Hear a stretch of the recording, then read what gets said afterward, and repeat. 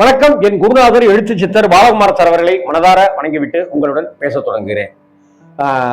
பிள்ளைங்களால தான் இங்க பெரிய பிரச்சனை வரும் போல இருக்கு அப்படின்னு இங்க அரசியல்ல சொல்ல வேண்டியதா இருக்கு.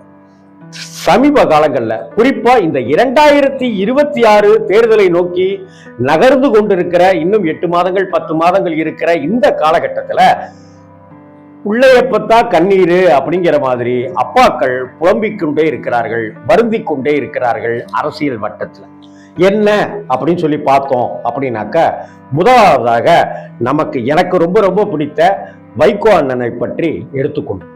வைகோ அவர்களுடைய மைந்தன் துரை வைகோ அவர்கள் வாரிசு அரசியல் திமுகவில் இருக்குன்னு வெளியில வந்து கலைஞரை அவர்களை எதிர்த்து மதிமுகவை ஆரம்பித்தவர் வைகோ அவர்கள்.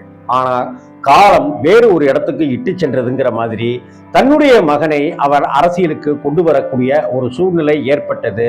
அது மட்டுமல்லாம திருச்சியில நிற்க வைத்து பாராளுமன்ற எம்பியாகவும் அவரை அழகுபடுத்தி பார்த்திருக்கிறார் வைகோ அவர்கள். துரை வைகோ இன்னைக்கு அவர் எம்பியா இருக்கிறார். இது ஒரு பக்கம் இருக்க, துரை வைகோ அங்கே டெல்லியில ராஜ்நாத் சிங் மாதிரியானவர்களெல்லாம் நெருக்கமாக இருந்துவிட்டு இன்னைக்கு அவர் தன்னுடைய நிலைப்பாட்டில் உறுதியா இருக்கிறாரு. யாரு? துரை வைகோ. என்ன அப்படின்னா, இந்த முறை நாம பாஜகவோட கூட்டணி வச்சிடலாம். தமிழக தேர்தல் 2026 சட்டமன்ற தேர்தலில் பாஜக கூட கூட்டணி வச்சுக்கலாம் அப்படின்னு சொல்றாரு. ஏன்னா நடுவுல அதனாலேயே கூட்டணியில யாரு ஆட்சியில யாருக்கு பங்கு தராங்களோ அவங்க கூட தான் கூட்டணி வைப்போம்னு அப்பாவை மீறி அவரே ஒரு ஸ்டேட்மெண்ட் கொடுத்தாரு. அது வைகோவுக்கு ஒரு எரிச்சலை கொடுத்தது. அது மட்டும் இல்லாம வைகோவே கூட ஏனமா அந்த பக்கம் போனா என்ன, ஏற்கனவே இருந்தது தானேங்கிற ஒரு நிலைப்பாட்டுக்குள்ளார வந்திருக்காரு அப்படிங்கிற மாதிரியும் ஒரு பேச்சு அடிபட்டுச்சு. இதுக்கு இடையில மல்லை சத்யா வைகோவுக்கு அடுத்த இடத்துக்கு வர்றதுக்கு அவர் துடிச்சிட்டு இருந்தாரு. அவரை கடுமையா உழைத்தவர் தான் கட்சிக்காக, அதுல எந்த மாறுபட்ட கருத்துமே கிடையாது. ஆனால் புலிகள்கிட்ட மாத்தையா எப்படி அவர் துரோகியாக இருந்தாரோ அதே போல மல்லை சத்யா எனக்கு துரோகியாகிவிட்டார் அப்படின்னு வைகோ ஒரு ஸ்டேட்மெண்ட் கொடுக்க கொந்தளித்து அழுது நொந்து இன்னைக்கு உண்ணாவிரத போராட்டம் வரை நடத்தி கொண்டிருக்கிறார் மல்லை சத்யா. எந்த நேரமும் அவர் கட்சியை விட்டு நீக்கப்படலாம் அல்லது எந்த நேரத்திலும் அவர் மல்லை சத்யா அவர்கள் கட்சியிலிருந்து விலகலாம் அப்படிங்கிறத பார்க்க முடியுது. இந்த விஷயத்துக்கும் மல்லை சத்யா வெர்சஸ் துரை வைகோ அப்படிங்கிற ஒரு விஷயமும் இங்க பார்க்கப்படுது. அதனாலதான் கூட்டணி மாற்றம். எல் முருகன், பாஜகவை சேர்ந்த எல் முருகன் கூட திமுக கூட்டணியிலிருந்து ஒரு கட்சி எங்களுடைய கட்சிக்கு வரப்போறாங்க அப்படின்னு ஒண்ணு சொன்னாரு. அப்புறம் க்ளூ கொடுக்குற மாதிரி, ஒரு ஹிட் கொடுக்குற மாதிரி, அவங்க ஏற்கனவே எங்க கூட கூட்டணியில இருந்தவங்க தான் அப்படிங்கிற ஒரு விஷயத்தையும் அவர் சொல்றாரு. இதையெல்லாம் கூட்டி கழிச்சு பார்க்கும்போது சமீபத்தில் பாராளுமன்றத்துல வைகோவுடைய எம்பி அந்த பதவிக்காலம் முடிந்து அந்த நிறைவு நாள் அன்று நீங்க ஏன் பாஜகவுக்கு வரக்கூடாது, நீங்க திரும்பவும் எம்பியாவே இருங்க, நாங்க உங்களை எம்பி ஆக்குறோம் அப்படின்ற வார்த்தையும் அங்க பாஜகவினுடைய எம்பிக்களால அமைச்சர்களால சொல்லப்பட்டதாகவும் பேச்சு அடிபடுது. இப்படிப்பட்ட ஒரு சூழ்நிலையில துரை வைகோ பாஜக பக்கம் செல்வதற்கு எத்தரித்து கொண்டிருக்கிறார், ஆசைப்பட்டு கொண்டிருக்கிறார் அப்படிங்கிறது இருக்க, இதனிடையே இது ஒரு பெரிய குறைச்சலாயிடுச்சு அப்படின்னு சொல்லி முதலமைச்சர் மு.க. ஸ்டாலின் அவர்கள் அப்போலோ மருத்துவமனையிலிருந்து வெளிவந்த கையோட 2 நாள் அடுத்தடுத்த காலகட்டத்தில் வரிசையா ஒவ்வொருத்தரையா சந்திக்கிறார்.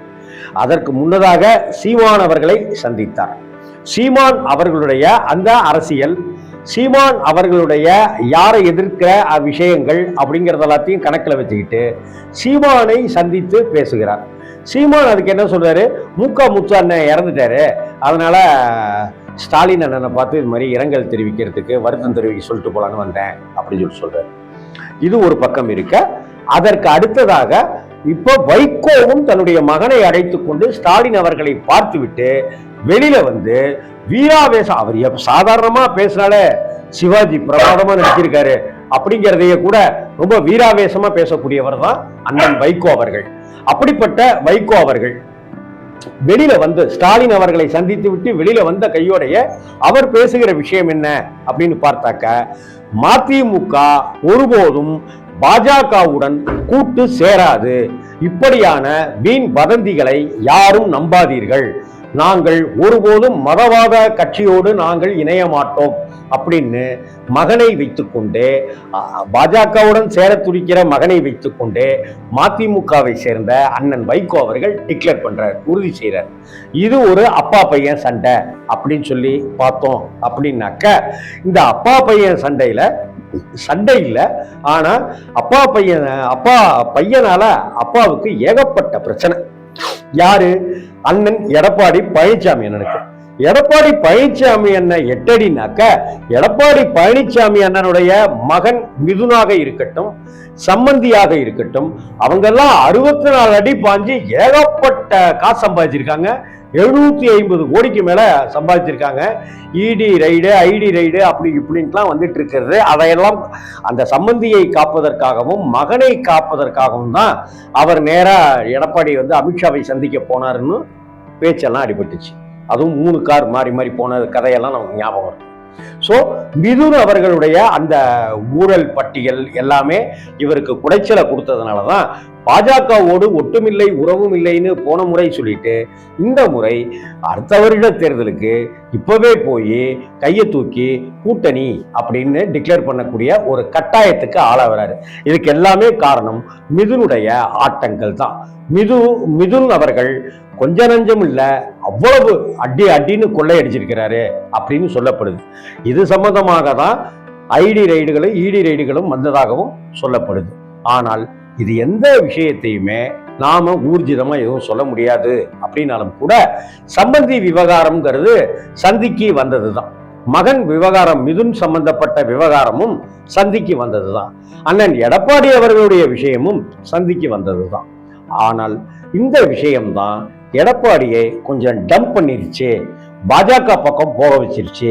அதனால அங்க துரை வைகோ பாஜக பக்கம் போகணும்னு அடம் பண்ணி கடைசியா அது ஒரு கட்டம் முட்டி மோதி நின்றுடுச்சு. அப்படின்னாக்க இங்க சம்பந்தியை மீட்பதற்காகவும் மகனை காப்பதற்காகவும் பாஜகவோட கூட்டணி வச்சுக்கிட்டு இன்னைக்கு தமிழகத்தில் கூட்டணி ஆட்சி தான் அமையும், கூட்டணி ஆட்சி தான் அமையும், கூட்டணி ஆட்சி தான் அமையும் அப்படின்னு அமித்ஷா சொல்லிட்டே இருக்காரு.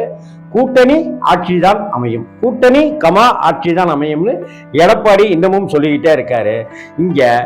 அங்க துரை வைகோ அவர்களுக்கு மகன் துரை வைகோ குறைச்சல்னாக்க, இங்க நம்ம எடப்பாடி அண்ணனுக்கு அவருடைய மகன் சம்பந்தி வகைராக்கள் குறைச்சலை கொடுத்துட்டு இருக்காங்க அப்படின்றது. மூணாவதா ஓபிஎஸ் அப்படிங்கிறவரை பார்த்தோம்னாக்க, அவருடைய மகன் ரவீந்திரநாத்துக்கும் அங்க இருக்கிற மத்திய அமைச்சர்கள் ராஜ்நாத் சிங் உள்ளிட்ட நிறைய பேருக்கும் நல்ல ஒரு கனெக்ஷன் இருக்கு. அந்த கனெக்ஷனுக்கெல்லாம் காரணம் என்ன அப்படின்னு சொல்லி பார்த்தாக்க, இவர் டாலர்னாக்க முருகன் டாலரு, அம்மன் டாலரு, சமயபுரம் மாரியம்மன் டாலர்லாம் இல்லை, வெளிநாட்டு கரன்சி. அந்த டாலராக விமானத்தில் ஏற்றி சென்ற விவகாரம் அன்னைக்கு இந்தியா முழுக்கவே பெரிய விவாதத்தையும் பேசுபொருளாகவும் இருந்துச்சு. அந்த சமயத்தை அதற்கு சரி கட்டுகிற விதமாக ஓபிஎஸ் அவர்கள் எப்படியோ போய் கெஞ்சி கூத்தாடி அந்த விஷயத்தை இன்னி வரைக்கும் ஆஃப் பண்ணி வச்சிருக்காங்க. இது எந்த நேரத்திலும் எப்போது வேண்டுமானாலும் வெடிக்கலாம் அப்படிங்கிற நிலை தான். இதனாலேயே அவர் குஜராத் பக்கத்திலேயே டேரா போட்டு பாக்கெட்ல மோடி அவர்களுடைய புகைப்படத்தை எல்லாம் வைத்துக்கொண்டு ரவீந்திரநாத் அங்கே இருப்பவர்களை சந்தித்து அதற்கு உண்டான காய்களை நகர்த்தினாருங்கிறது எல்லாமே கடந்த சில வருடங்கள்ல நாம பார்த்த விஷயங்கள் தான், பத்திரிகைகள்ல வந்த விஷயங்கள் தான். ஆக வைகோ, துரை வைகோ, எடப்பாடி அண்ணன் மிதுன், ஓபிஎஸ் அண்ணன் அவருடைய மகன் ரவீந்திரநாத், இப்படியான பிரச்சனைகள் இப்படியெல்லாம் இருந்துட்டு இருக்கிறதுக்கு மத்தியில எல்லாத்துக்கும் நாங்க தான் டாப்பு அப்படிங்கிற வகையில அமைஞ்சது தான் பாட்டாளி மக்கள் கட்சி.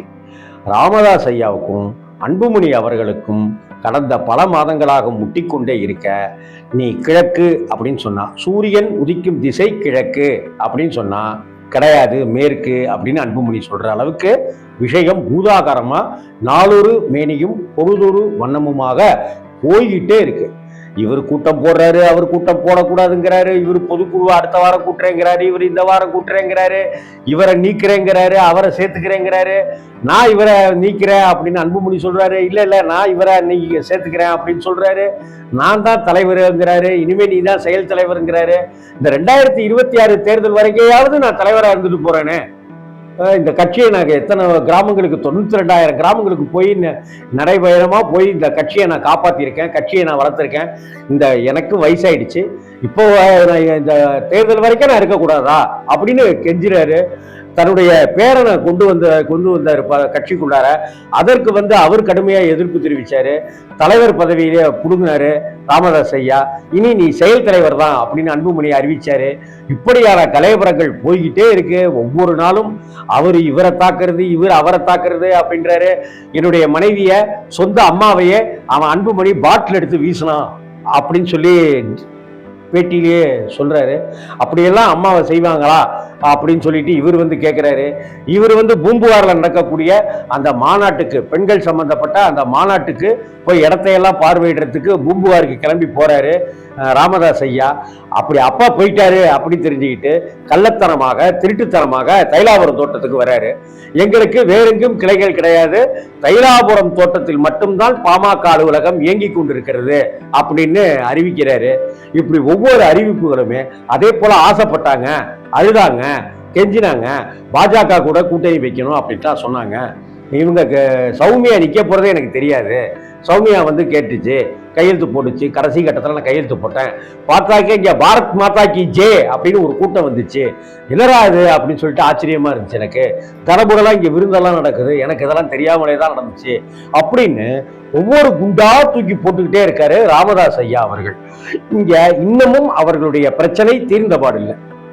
இதுக்கு காரணம், நான் தான் இந்த கூட்டணி விஷயத்துல நான் தான் முடிவெடுப்பேன் அப்படின்னு அன்புமணி சொல்லிட்டு இருக்கிறாரு. கூட்டணி விஷயத்துல நான் தான் முடிவெடுப்பேன் அப்படின்னு ராமதாஸ் ஐயா சொல்லிட்டே இருக்கிறாரு.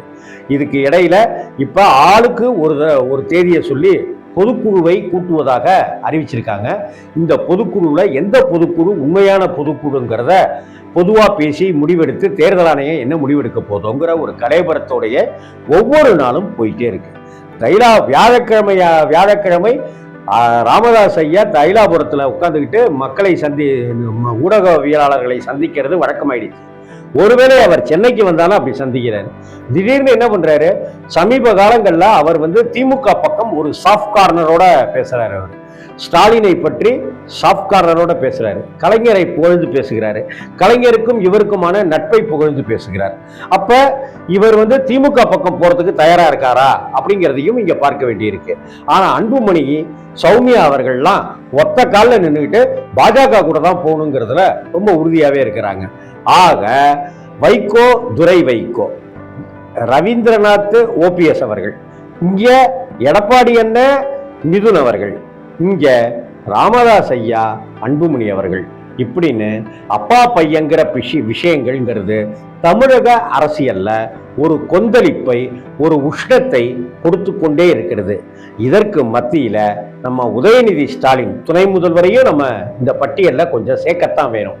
ஏன்னாக்க மனிதர் விளையாட்டுத்துறைக்கு அமைச்சரா இருக்கிறதுனாலயோ என்னமோ தெரியல, அவர் கொஞ்சம் விளையாட்டுத்தனமாவே இருக்காரு அப்படிங்கிறது தான் திமுகவினுடைய மூத்த தலைவர்கள் எல்லாமே சொல்கிற விஷயமா இருக்கு. அவருக்கு துணை முதல்வர் பொறுப்பு கொடுக்கப்பட்டிருக்கு. அந்த பொறுப்புக்கு ஏற்றபடி அவர் தன்னுடைய வளர்ச்சியை, தன்னுடைய பங்களிப்பை, தன்னுடைய அதிக வேகத்தை, இந்த முனைப்பை காட்டணும் அப்படிங்கிறதுல உதயநிதி இன்னும் வேகம் எடுக்கணும் அப்படிங்கிறது தான் ஸ்டாலின் உட்பட, துர்கா அம்மையார் உட்பட, திமுக தலைவர்கள் உட்பட பலருடைய எதிர்பார்ப்பா இருக்கு. கடந்த தேர்தலின் போது உதயநிதி அவர்கள் கடுமையாக உரைத்தார், கடுமையா பிரச்சாரம் பண்ணார், சுற்றுப்பயணங்கள் மேற்கொண்டார். ஆனா ஏன் இப்ப டயர்ட் ஆயிட்டாரு, ஏன் இப்ப சோர்வடைஞ்சிட்டாரு, ஏன் இப்ப அவருக்கு இந்த அரசியல் அவருக்கு ஒத்து வரலையா, அரசியல் அவருக்கு பிடிக்கலையா, ஒரு பிடிமானம் இல்லையா அப்படிங்கிற கேள்விகள் மக்கள் மத்தியில ஒரு பெரிய வினாவா இது எழுந்து கொண்டே இருக்கிறதுங்கிறத திமுக உணர்ந்து விட்டது. உதயநிதி ஸ்டாலின் அவர்கள் தான் இன்னும் உணராமல் இருக்கிறார்கள். அப்பா இப்படி இருக்கிற ஆஸ்பத்திரியில இருந்த சமயத்திலேயாவது அவர் கொஞ்சம் கூடுதல் கவனம் செலுத்தி கொஞ்சம் பிரச்சாரங்கள்லையோ, அலுவலர்களை சந்திப்பதிலேயோ, அதிகாரிகளை சந்திப்பதிலேயோ அவர் ஆர்வம் காட்டியிருக்க வேண்டும். ஆனால் அப்படி உதயநிதி அவர்கள் கடந்த பல மாதங்களாகவே சட்டசபைக்கே கூட அவர் லேட்டா தான் வருவார், சில சமயம் வராமலும் இருப்பாருங்கிற மாதிரியான பேச்சு அவ்வளவு எதிர்கால திமுகவுக்கு அவ்வளவு நல்லதல்ல அப்படின்னு சீனியர் அமைச்சர்களே சொல்றாங்க அப்படிங்கிறதையும் பார்க்க வேண்டியிருக்கு. ஆக எல்லாருடைய தமிழக அரசியலை பொறுத்த வரைக்கும் அப்பா மகன் அப்படிங்கிற விஷயத்தை பற்றி தான் இந்த வீடியோவில் உங்கள் கூட பகிர்ந்துக்கணும்னு ஆசைப்பட்டேன். உங்களுக்கு பிடித்த அப்பா மகன் அப்படிங்கிறது யாரு அப்படிங்கிறதையும் நீங்கள் சொல்லுங்கள். என்னங்க கொஞ்சம் அடக்கி வாசிக்க கூடாதா, கொஞ்சம் சண்டையை நிறுத்தக்கூடாதா, என்னங்க இது அப்படின்றத இருந்தாலும் நீங்கள் சொல்லலாம். இந்த சமயத்தில் மறைந்த தேமுதிக தலைவர் கேப்டன் விஜயகாந்த் அவர்களுடைய மைந்தர்களை இந்த இடத்துல அதையும் நம்ம குறிப்பிட்டு சொல்லி ஆகணும். சண்முக பாண்டியனா இருக்கட்டும், விஜய பிரபாகரனா இருக்கட்டும், அவங்க 2 பேருமே லைம் லைட்டுக்குள்ளாரையும் வரல.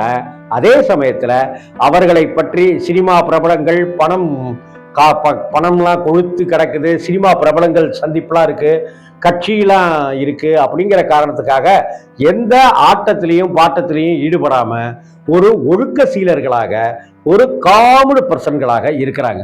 விஜயகாந்த் அவர்களுடைய பேரை கெடுக்காம இருக்காங்கப்பா, அதுதான்ப்பா முக்கியம் அப்படின்னு கேப்டனுடைய ரசிகர்கள் சொல்கிற அளவுக்கு தம்பி விஜய பிரபாகரனா இருக்கட்டும், தம்பி சண்முக பாண்டியனா இருக்கட்டும், அவர்கள் இந்த நிமிஷம் வரைக்க எந்த கெட்ட பெயருக்குள்ளாரையும் வராம இருக்கிறதுங்கிறது தேமுதிகவில் இருக்கிற மேலும் ஒரு பிளஸ் பாயிண்டாக இதை நான் பார்க்கிறேன். வணக்கம்.